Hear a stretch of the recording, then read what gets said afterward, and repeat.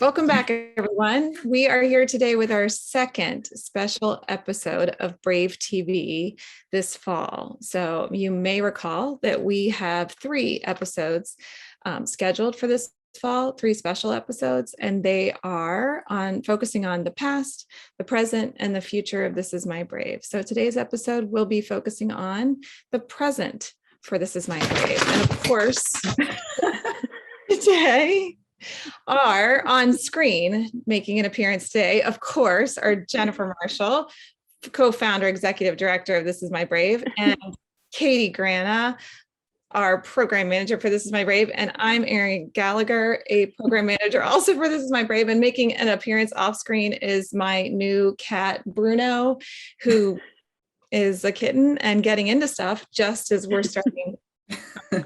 So makes it fun. Walk on at this point, who knows? Yay. So I think where we left off last with our first episode was we just arrived at the start of the pandemic. And so I think that's a great place for us to pick up today and really just to think about, this. We'd been kind of chugging along, and I think we've shared that impact image before, where we see the history of This Is My Brave, and then it starts right down in the lower right-hand corner with one show in 2014, and then in 2015 you see 6 or 7 shows, and then 2016 maybe 10 shows, then 2017 and 18 like 20 shows. And 2019, a little bit of a regroup year so that we could launch into the college edition and high school edition and start planting seeds in those realms so we can connect to younger audiences. Had such great ideas of where this was all going. And then, of course, we arrived at 2020, and just like everybody else in the world, everything stopped. And we came off of live stages. All our shows were canceled. And we were really then left with a little bit of extra time on our hands.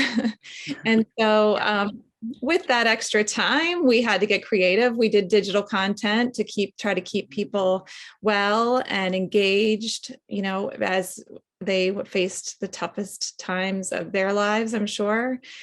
But we also wanted to think about it was a nice opportunity to take a little moment to evaluate how we do things and think about what it is that we're actually doing. And we've done research along the way. We've engaged in research. We have evidence that shows that our shows make a difference for storytellers and audience members in reducing stigma and increasing help-seeking behavior. Thank you. Helping people feel less alone, all good things, right? But we really wanted to know, I think, Jen, what I have always heard you say is that you're always blown away by the testimonies of storytellers who've been on our stage, who continue to say and report to you in particular in your private conversations, how much being on the Brave stage impacted their lives. So we really did. I mean, Jen, just tell us a little bit there about some of the stories, some of the things you've heard people tell you, just this would be, just the standout stories that people have shared.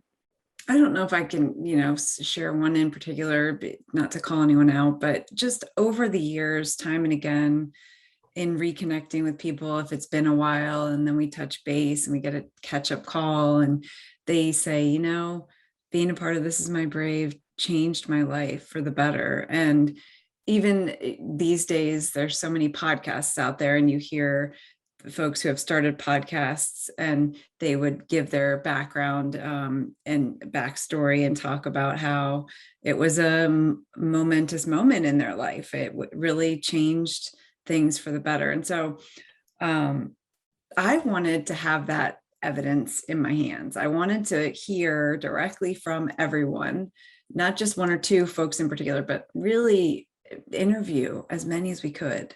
And that's what we had the time to do because of the pandemic. And it was really neat to get to go back and to share the same questions with everyone and see these themes bubble up to the surface of what it did for them. What did This Is My Brave experience,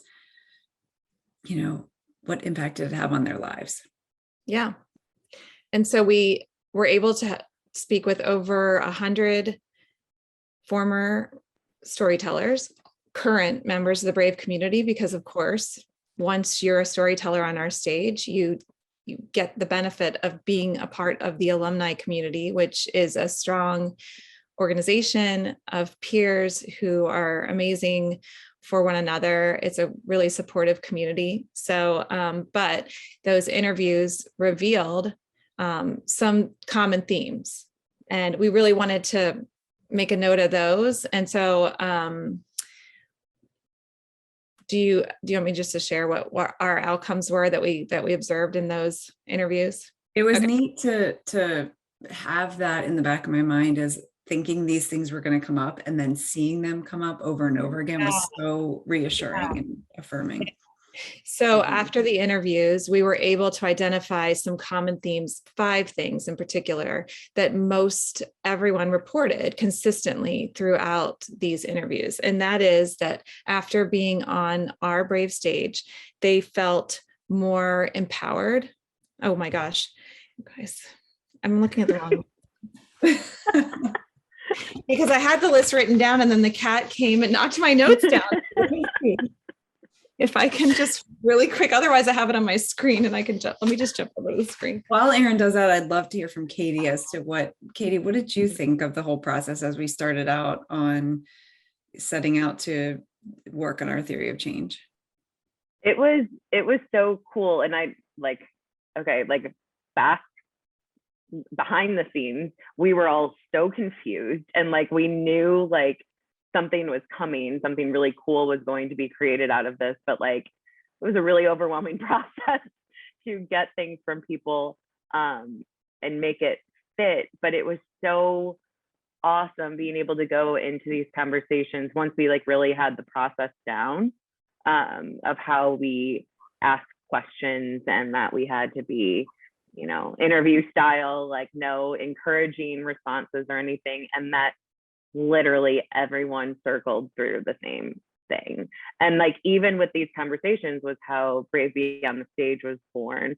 And it gave us more insight into a lot of our alumni that maybe we hadn't had recent contact with, and we've been able to involve them again. And for Erin and I, who have only been here since 2019, we got to meet a lot of really cool people through this. And so finally, when Jen refers to people, for the most part, we usually know who she's talking about now. It gave us an opportunity to go through, watch videos, have conversations with people. And once you're on the Brave stage, for the most part, people really want to talk about it. So it's not a difficult conversation to have. So it was a cool process. Okay, I found the list. All right. So they reported consistently that since being on the Brave stage, they have felt a reduction in stigma and shame and an increase in confidence. They feel a stronger sense of purpose in their lives, a stronger sense of community and support in their lives. And they most reported feeling valued. So those are really impressive. And goes all the way back to shows that began in 2014, 2015. Many of the people we interviewed were from those shows, and they consistently still report those outcomes, even now, 7-8 years later, which is really, really great. Mm-hmm. Yeah. And I think something that, and I know this is more obviously about what we will be talking about, but we say the Brave stage a lot.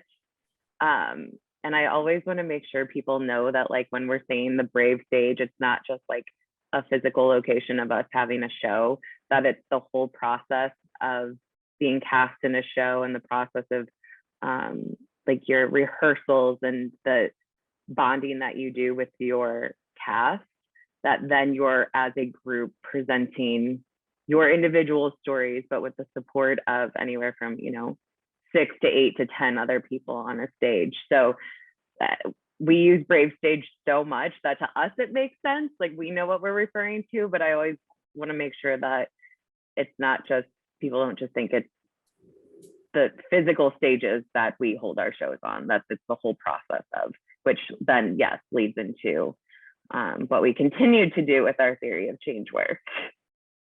Yeah, the Brave experience really is transformative. We saw it with the very first show and then continued to see it with every other show that's moved forward. And that's what's so exciting, is to have these outcomes reported to really explain what it does for people. It shed a light on things, something we knew was true, but then to be able to point to it with evidence was really cool.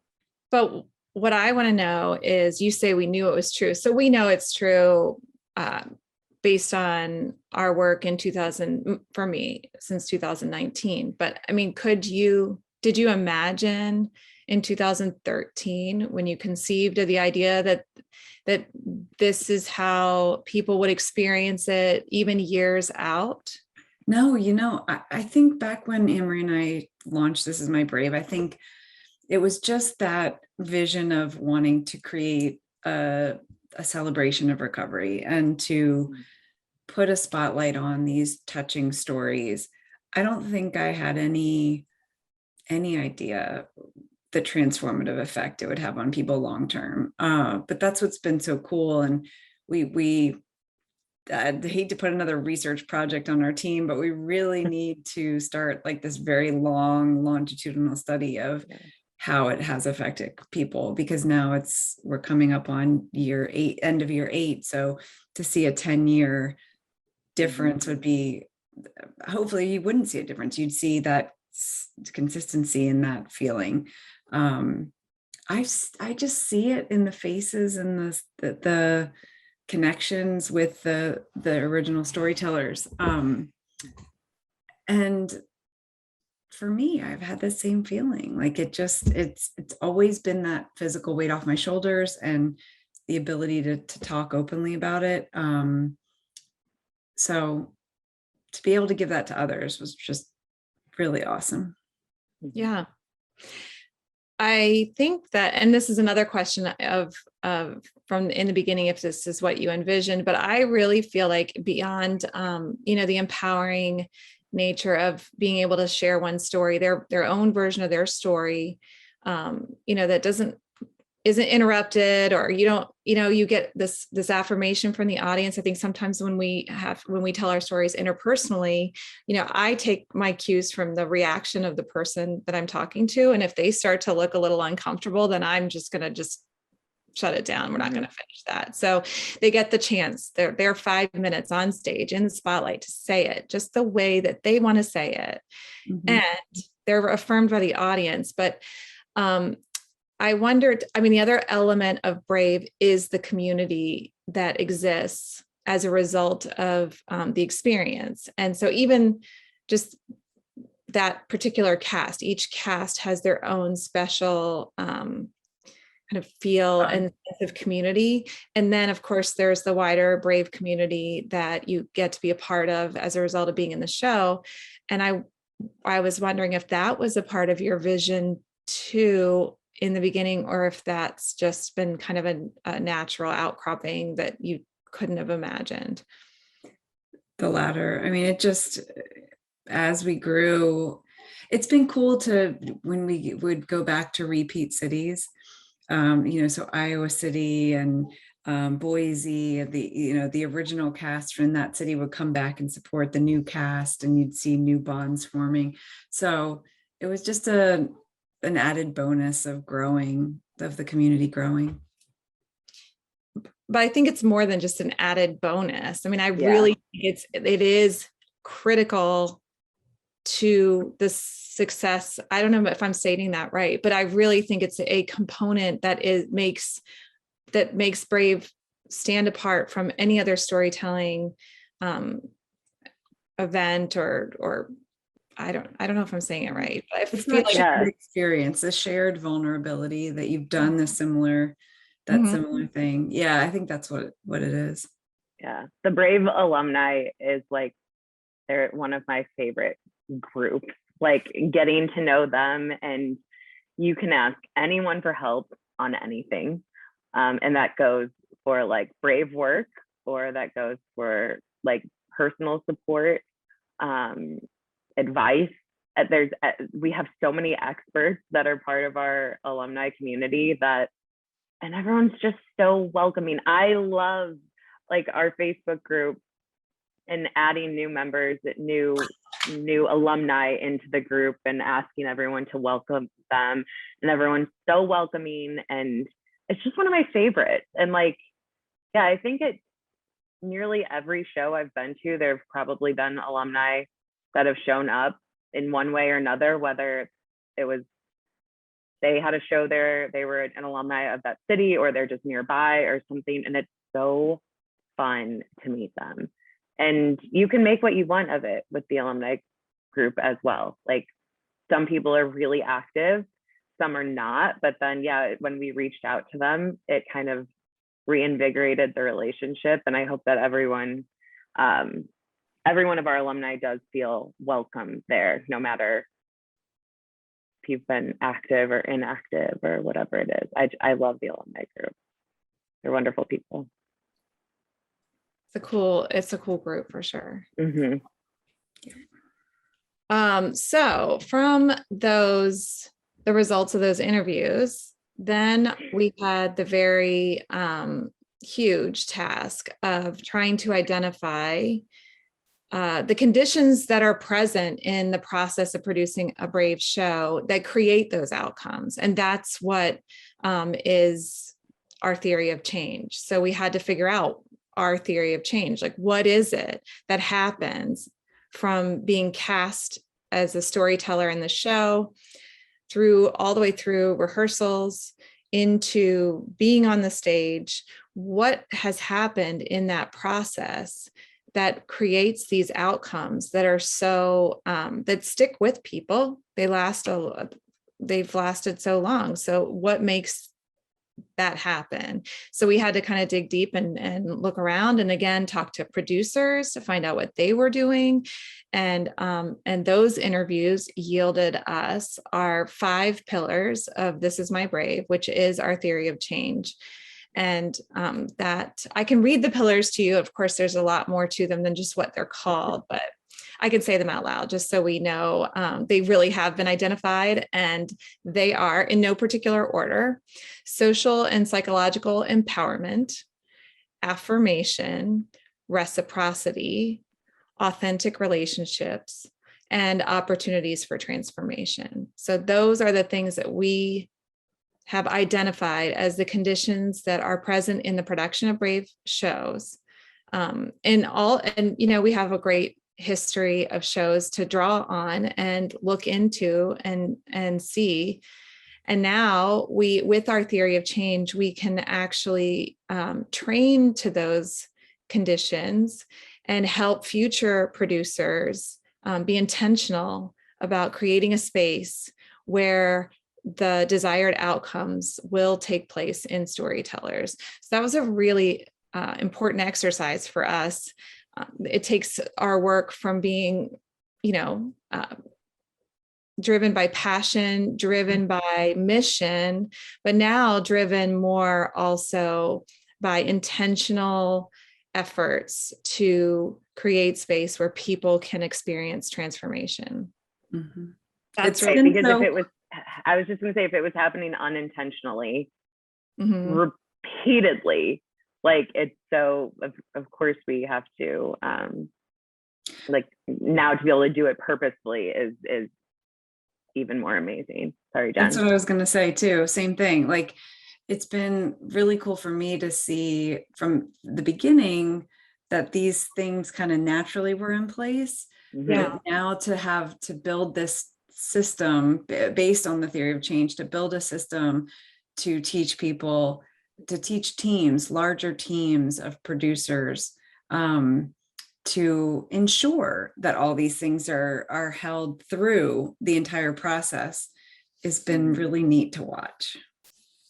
Yeah, it's our like quality control of keeping it in the Brave brand, but it's quality control sounds really like sterile, like top down, like management, things like that. But it's really just to make sure that you're your cast, your show, everyone gets to experience the same thing. We don't want anyone to be, you know, cut short of the experience that Brave is. And so that's our ultimate goal with it. And that's the more we know and can train to, then the more shows and the greater impact we can have.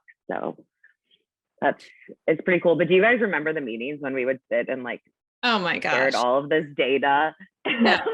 I mean, I do remember. I just remember going, what are we supposed to do again? Like, I can't Right. so many times ran through it in my head, like, wait. It was That's a what I lot mean. Like, of data to organize and evaluate, but Yeah. when we got to the end of it, Do you remember the picture I drew when it finally made sense to me? the stick figure. And now look at like how beautiful that graphic is and how much it makes sense. But thank you, that's what I Richard. meant earlier when I was saying it was so like confusing, because we would like start working on something and then we'd be like, wait, how did we just go from like reciprocity to transformation in the same thing? Like these are, Yeah. that was, but when we finished it, that was a really good feeling. Yeah. like And this is Erin, sound.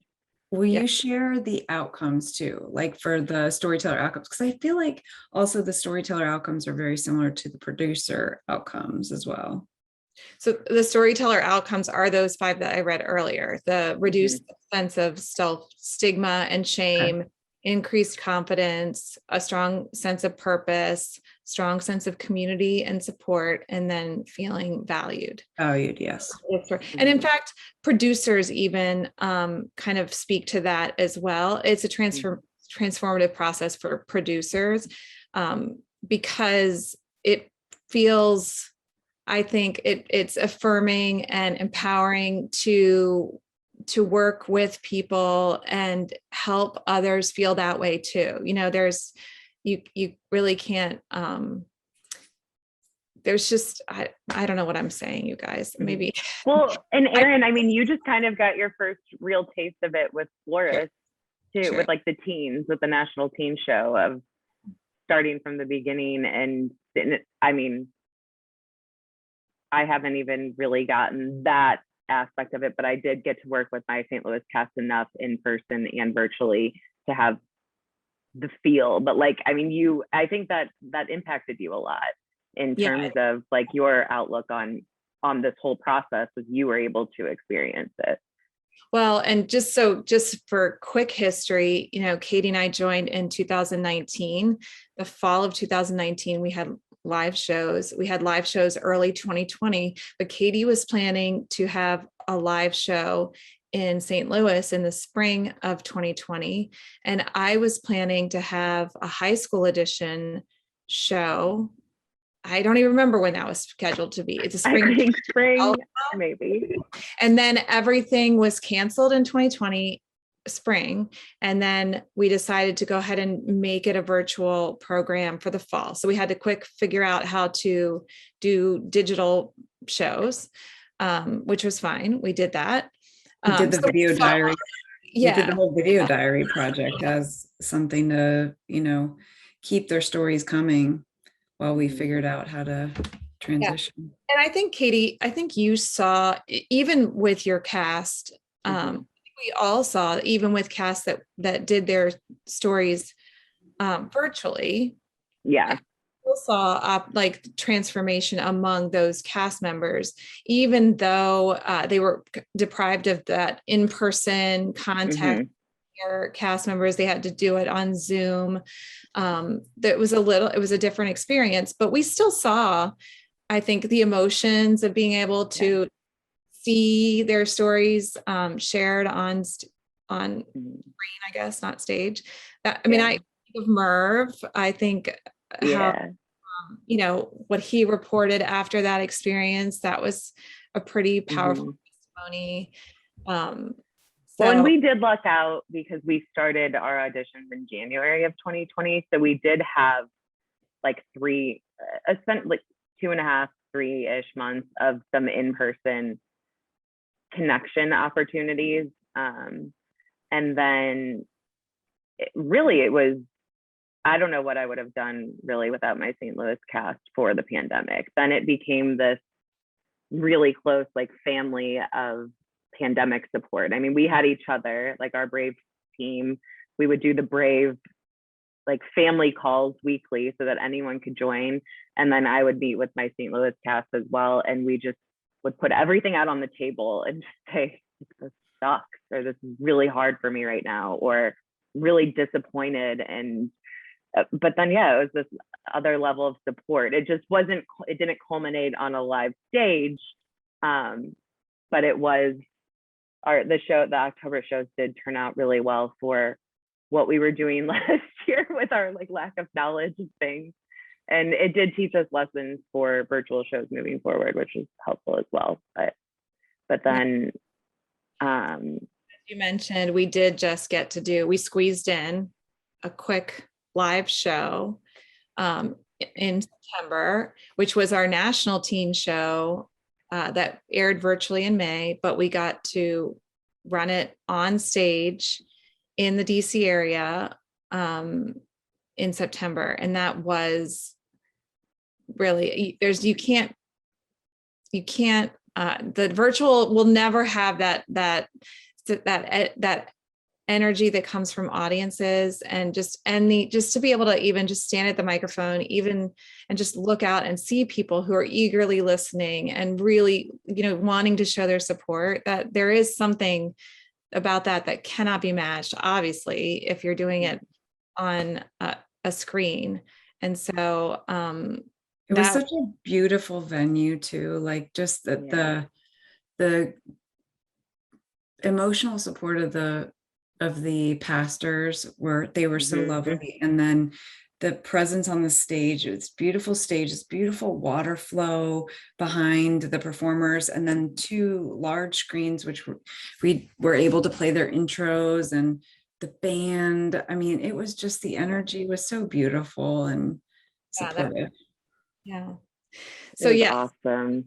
That was quite an experience to see a group that I shepherded through to what was going to only be a virtual show, and we kind of all kind of resigned ourselves to that, to then get the opportunity to be on, to be all together and be on stage. That's the other thing that was really watch them, a group. I mean, even just like their anticipation of seeing each other for the first time. They had all these anxieties. Like Deja is a very tall girl, and she's like, may not know when I'm on Zoom that I'm 6 feet tall.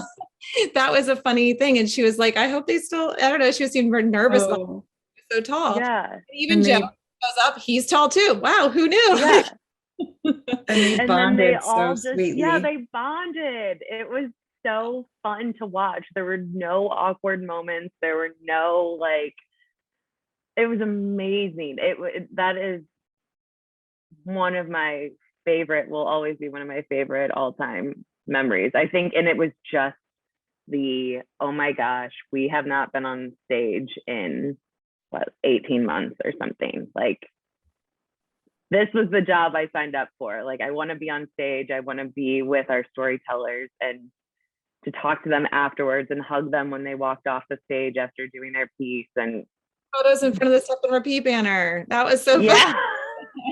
Guys, we still need to upload those photos to a photo album and share, because they're really just beautiful. Thought about that this morning.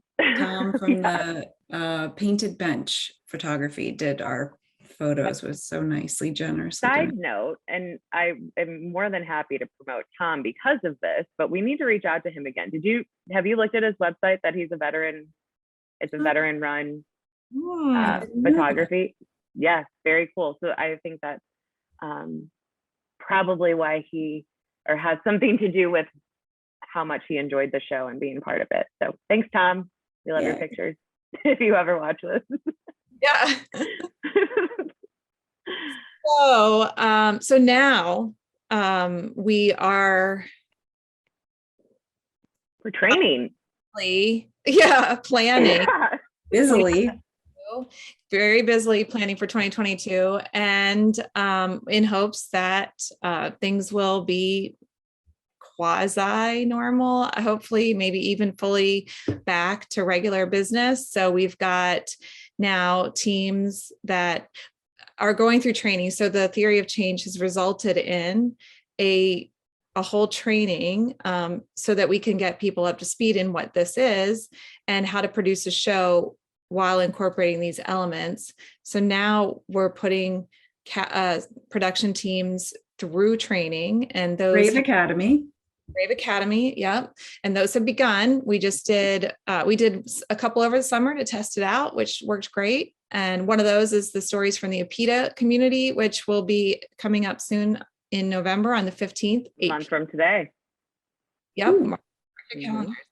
And then now we're training a team from USF in Florida, University of South Florida, and they're going to be hosting a college edition on their campus, which is actually several campuses, but they'll choose one of them to present the show featuring college students. So that's exciting. They're going through the training. And after that, in the fall, we have right now 6 shows confirmed that are well on their way to becoming fully licensed events. And I suspect they're going to be highly successful. Those teams are incredible, just blowing us all away. That's the other thing I just wanted to highlight about this process, because we had the moment to stop and take a look back and read through some of the surveys we'd gotten. Many of the production teams told us, it's a huge thing and we didn't quite have enough time or enough people. If only I'd had a little bit bigger team, we could have done, this or that or the other. So this new model that we have really, it's a team of 7 with very specific job descriptions for each person on the team. Plenty of opportunities to volunteer to support that team and their efforts, but we're really ramping it up, making the production team stronger. So no 1 or 2 people get overwhelmed, and what they're able to accomplish hopefully will be even greater and more significant, because they'll have a lot of people pitching in. So it's a whole new model. And really, I don't know if 2020 and a global pandemic hadn't happened, would we have arrived at this? Could we have gotten this done? I don't know. Not sure. If it's a big undertaking in disguise, that's what it gave us. Yeah. It's been a big undertaking, and let's not let Erin sell herself short that she has done the majority of work on this actual training and curriculum with the help from Christine Hataya from Napa Valley. Hataya. Yeah, we'll never say it right. I feel bad for Christine. I'm so sorry. We'll learn it. We're going to learn it officially. Say it with me. Hataya. Hataya. There you go. It's still taken me a long time too. I've known Christine since 2017, I think. There's 2 A's and a J in there. Yeah. You don't, 3 A's actually, but 2 all together in the front. Yeah. I love you, Christine. Yeah. I'm sure she's. So Erin and Christine did the majority, I mean, pretty much all of this work. Heavy lifting. Putting, the training together. And we've stumbled along the way. And if you think back to our first new producer meetings, and when did we start that this year? In like March? Oh my gosh. No, it was in June. Those are the first. Was it June? Really? That was in June. Yeah, I think it was after Brave. Maybe May. It might have been May. Something like that. Yes, you're right. Now that you say that, I think you're right. It was May. Yeah. And our Thank goodness first that wasn't ones were rough. Yeah. But that's been the beauty of all of this, is like we are learning every single time we do anything. And we're implementing change, and we're taking feedback as much as we can, so that, because even some of the things that producers were saying was, if we had more access to these resources, or if we could fundraise for something in our community, and we've taken all of this feedback and made it work, which is amazing. That's something we should highlight real quick before we wrap up, is that part of the beauty of the Brave Academy and the new model is that a portion of the proceeds, or the net proceeds of the show, after all expenses are paid, there will be a contribution to a mental health charity in that local vicinity. So that production team gets to identify a group that will benefit from the show. And I think that's something that we've always wanted to do. We didn't know exactly how to execute it, and that came out of this model. And it's so exciting for the future of This Is My Brave. Yeah. And you know that, of course, the model was built off of the work that they've done successfully twice now at Napa Valley. So it was Christine who was lead producer on that team. This 7-person team came from that model that they did, and also this leaving a charitable gift in the community. And so Christine always keeps us updated on the work that's happening in their community. Still to this day, they did a show in 2017, 18 and 2020. So the contribution that they made in 2018 was to a youth mental health movement. I think Teens Connect. Teens Connect, right. And they're still going on, and they still attribute, you know, some of their success to the money that they received from that Brave show. And just recently, because 2020 was so odd, they had their second show in early February of 2020. Things shut down, you know, just in the next month. But since things have opened back up, they've been able to take the proceeds from that show now, and they did a little grant application process. Thank you, Jen, in their community. And they had about $10,000 to allocate to gift out to programs who had applied for and presented. And they're all youth programs, youth arts programs. Youth art, So they gave out 3 mini grants, and that will continue to, you know, give back in their community. It's really exciting. Yeah. So we should, when we put together the show notes, we should put some links out to maybe some of the press they're getting on that, because I think that they've write that down right now. I think we need to add that to our news section of our site. We do, actually. Just thought about that too. I like how this show has become also a little bit of our staff meeting. I was just going to say that. Thanks for joining our meeting, audience members. Hey, it's behind the scenes, so that's what they get. This is how it happens often. All right. So to wrap up, we have just covered the present of This Is My Brave. What's going on right now? We are excited for our final episode, the future of This Is My Brave, which will debut in a week or two. So stay tuned.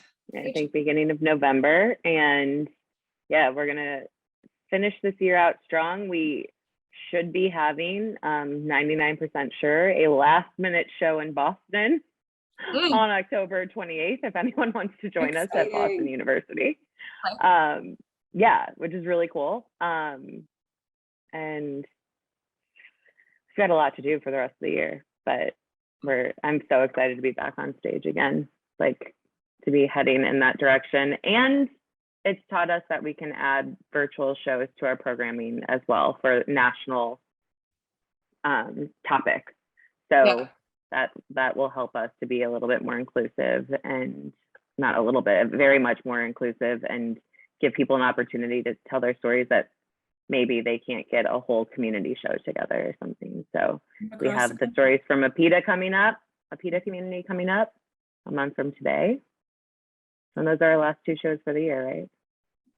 Yeah. Anything else comes up, you just never know. You never know. Whack-a-mole. Things just pop up. We just run with it. Thanks for joining us today. Good to chat with you guys as always. Yep. Thanks. Thank you. No tears today. No, we did it. Save them for the next episode. For the next one. Yeah. All right. Bye. Bye, guys.